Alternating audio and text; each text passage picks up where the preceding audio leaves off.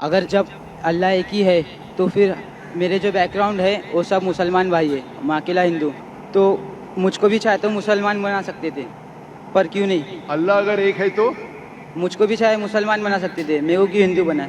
بھائی صاحب کا سوال ہے، اگر اللہ ایک ہے تو مجھ کو بھی مسلمان بنا سکتے تھے، اس نے کیوں نہیں مجھے مسلمان بنایا؟ بھائی صاحب کا اچھا سوال ہے، اور اس کا جواب ہے کہ ہمارے آخری پیغمبر محمد صلی اللہ علیہ وسلم فرماتے کہ ہر انسان، ہر بچہ جب پیدا ہوتا ہے وہ دین الفطر میں پیدا ہوتا ہے۔ دین الفطر مطلب وہ مسلمان جیسا پیدا ہوتا ہے۔ مسلم کا مطلب وہ انسان جو اپنی زندگی اللہ، بھگوان، ایشور، اپنے خالق کے مطابق بسر کرتا ہے۔ جو انسان اپنی زندگی اپنے خالق، اپنے اللہ کے کہے ہوئے احکامات کے مطابق بسر کرتا ہے، اسے کہتے ہیں عربی میں مسلم۔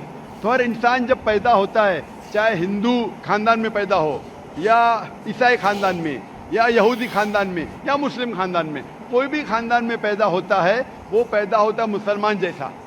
اس کے بعد اس کے والدین، اس کے بڑے، اس کے ٹیچرز اسے سکھاتے ہیں۔ اگر صحیح چیز سکھاتے تو وہ صحیح راستے پہ رہتا ہے، ورنہ وہ دوسرے راستے پہ بھٹک جاتا ہے۔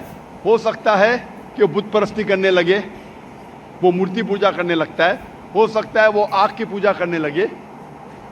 اسی لیے اگر کوئی غیر مسلم مسلم بنتا ہے، اردو میں اکثر کہتے ہیں نو مسلم، جو غلط ہے۔ انگریزی میں کہتے ہیں convert. Convert means going from one track to the other which is wrong.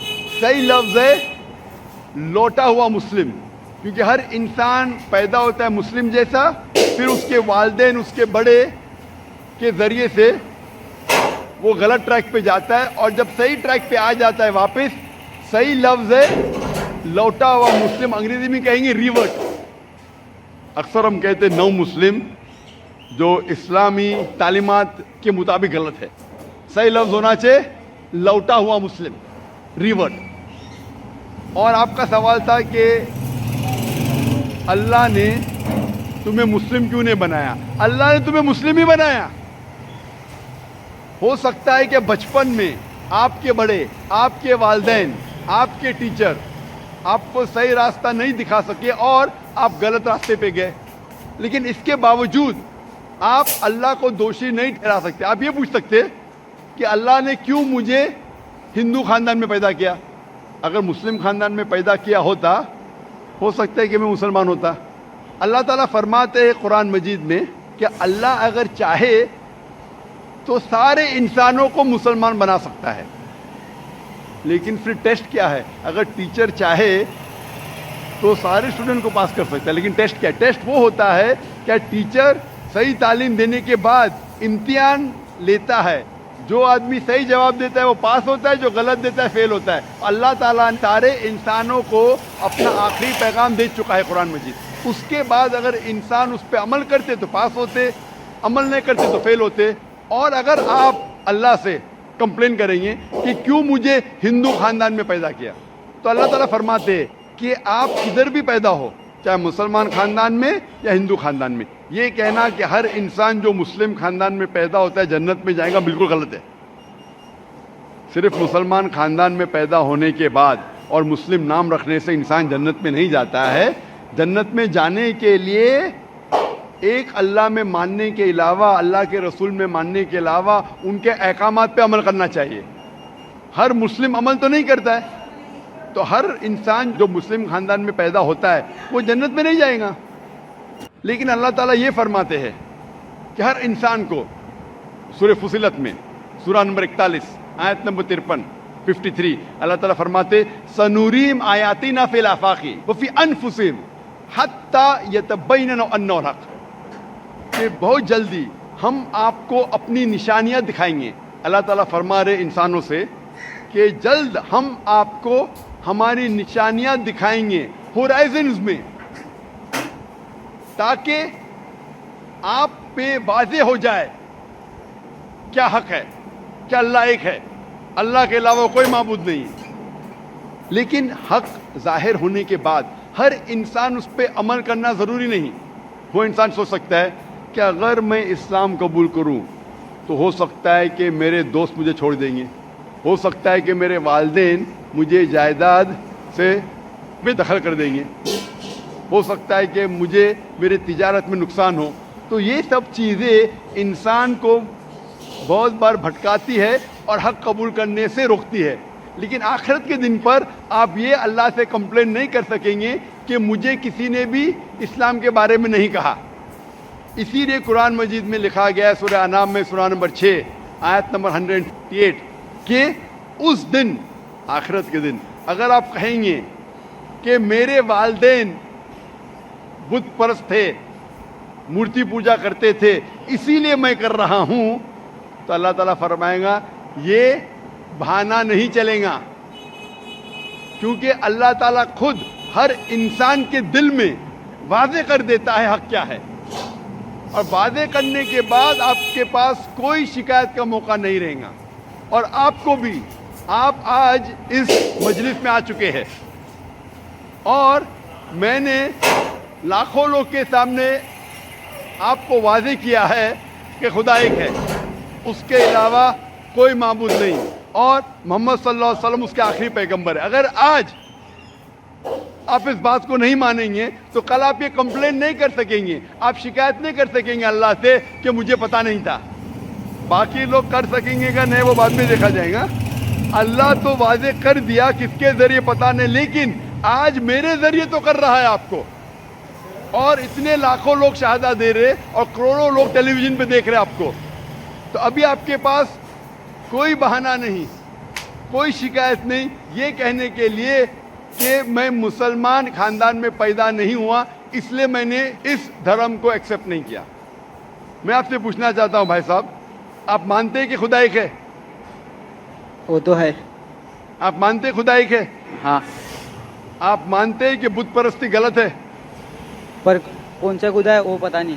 نہیں، مورتی پوجا صحیح ہے کہ غلط ہے آپ کے حساب سے؟ اب جب میں ہندو دھرم میں پیدا ہوا تو پھر میرے حساب سے صحیح ہو سکتا. آپ کہتے ہیں کہ ہندو دھرم کے مطابق مورتی پوجا صحیح ہے. میں آپ کو آپ کے ہندو دھرم کی کتابوں کا حوالہ دیتا ہوں، مذہبی کتابوں کا. اگر آپ پڑھیں گے چھندوگیا اپنشد چیپٹر نمبر 6 ادھیے نمبر 2 منترا نمبر 1 ایکم ایودتیم، ایشور خدا بھگوان ایک ہے، دوسرا نہیں ہے.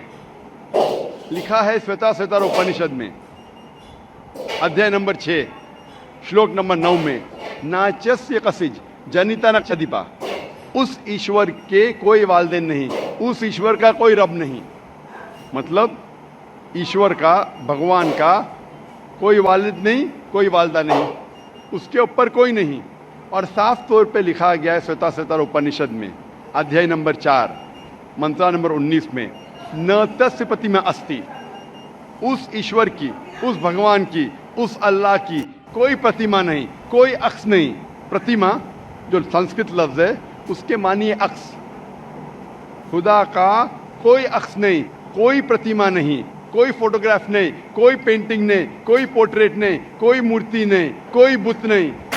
اور یہ پیغام دہرایا گیا ہے یجروید میں ادھیائے نمبر 32 منترا نمبر 3 میں.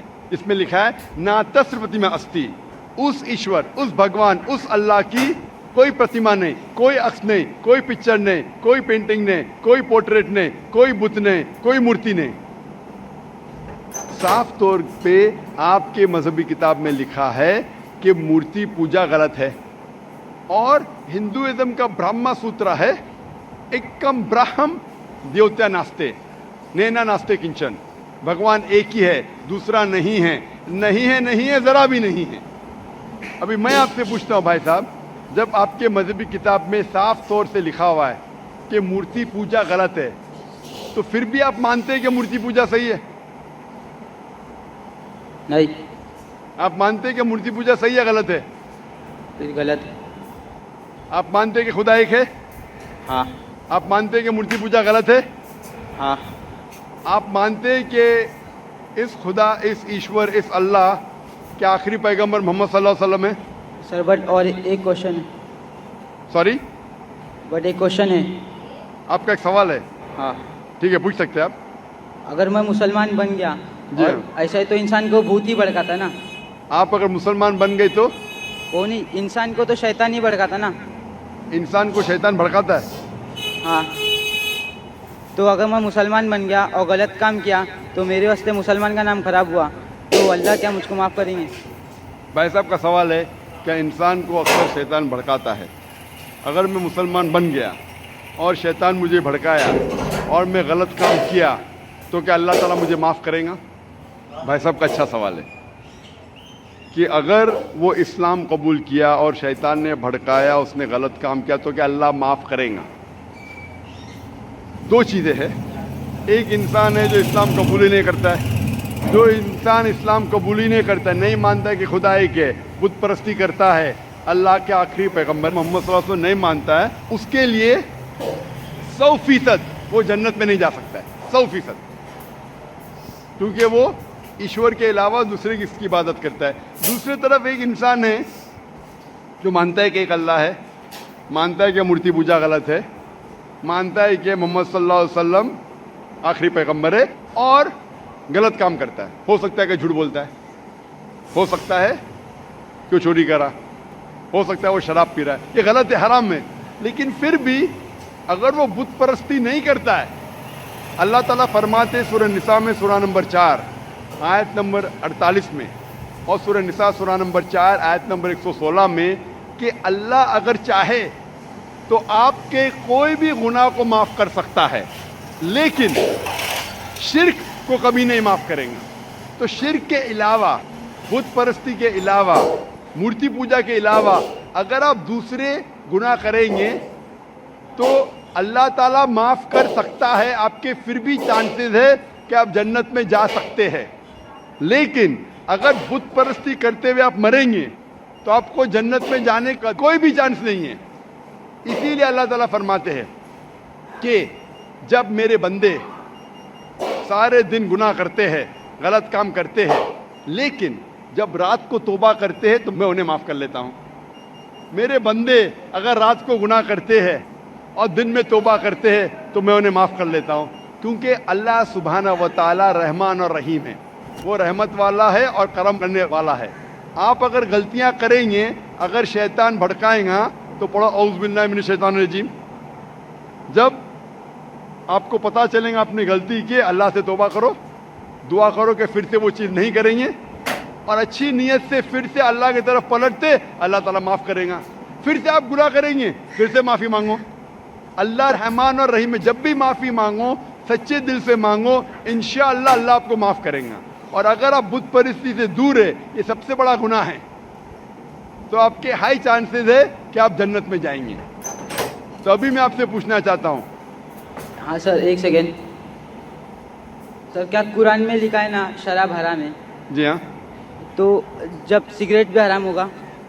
سگریٹ بھی پینا حرام ہے. قرآن میں نہیں لکھا ہے لیکن حرام ہے.